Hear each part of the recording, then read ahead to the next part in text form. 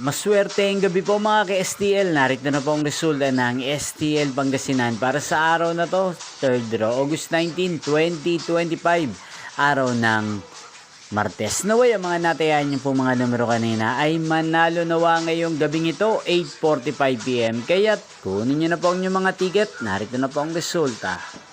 Ang mga numerong minalo sa STL Pangasinan ngayong gabing ito, August 19, 2025, 8:45 PM, 3rd draw. Result 9 at 4 in exact order. Again, 9 at 4. At ngayong gabing ito sa STL Pangasinan, natin pong i-shoutout si Kuya Benancio ng Pangasinan. Shoutout po sa inyo Kuya Benancio, sana po ay nasa mabuti kayong kalagayan.